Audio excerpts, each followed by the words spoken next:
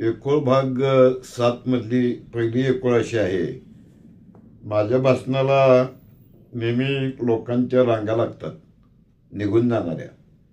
एका श्रोत्यानं मला सांगितलं, खूप सुंदर भाषण झालं तुमचं. बाय द वे, विषय काय होता तुमच्या भाषणाचा? निवडणुकीला उभे राहिले, 3 मते मिळाली आणि घरात वर्षभर भांडण सुरू राहिलं. तिसरं मत कुणाचं म्हणून.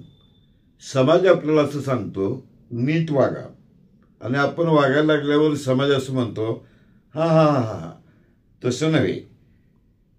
माझ्याकडे चिठ्ठी आहे, कबूतर आहे, फक्त पत्ता मिळत नाही.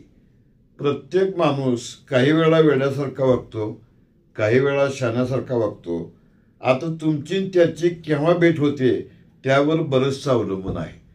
परवा आमच्या ऑफिसमध्ये कॉमन सेन्ससाठी तपासणी झाली. सगळे निगेटिव्ह आले. मी लोकांना सल्ला देतो, कोणालाही सल्ला देऊ नका. जिथं आपल्या शब्दांना किंमत नसते तिथं आपण नेहमी शांत राहावं. एकोळ हा जो प्रकार आहे, ह्या प्रकारातली पुढची जी एकोळ आहे ती अशी आहे की सुखी वैवाहिक जीवनासाठी 2 नियम आहेत. नियम क्रमांक 1, बायको नेहमी बरोबर असते. नियम क्रमांक 2, बायको चूक करते आहे असं वाटलं तर स्वतःच्या थोबाडीत द्यावी. आणि नियम क्रमांक 1 म्हणजे तो काय आहे, बायको नेहमी बरोबर असते हा परत वाचावा. कुणाच्याही विरोधात बोलताना लोकांचा सूर चांगला लागतो. ज्याचा अहंकार गेला तुका म्हणे त्याचा देव झाला. एका माणसाला मी विचारलं, दिवसभर काय करता? रील्स. म्हणजे तयार करता का? नाही, बघत बसतो.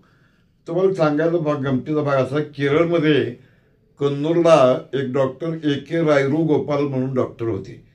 त्याने हयातभर रुग्णांच्याकडं फक्त 2 रुपये फी घेतली. अर्थातच केरळमध्ये नव्हे तर देशामध्ये कन्नूर येथील हे डॉक्टर A.K. रायरू गोपाल हे जनतेचे डॉक्टर म्हणून प्रसिद्ध पावले. सुंदर बायको असणाऱ्या नवऱ्याला ती चुकून मिळाली याबद्दल बहुतेक साऱ्या लोकांचं बहुमत असतंय. माझ्या टेबलावरील फॅनला मी विचारलं, तू माझा फॅन आहेस काय? त्याने दोन्ही बाजूला मान वळवून नाही म्हणून सांगितलं. चांगला श्रोता हा बऱ्याच वेळा दुसऱ्याच कुठल्या तरी विचारात गढून गेलेला असतो. अहो, लोक तुमच्या नावानं बोंब मारतायत आणि त्यांना तुम्ही तुमचा फॅन क्लब म्हणता. लाज वाटायला पाहिजे तुम्हाला. त्यांची खूप वर्षानं भेट झाली. काहीच न बोलता सगळं बोलून झालं. देव सुंदर बायकांना टकलू नवरा द्यायला विसरत नाही.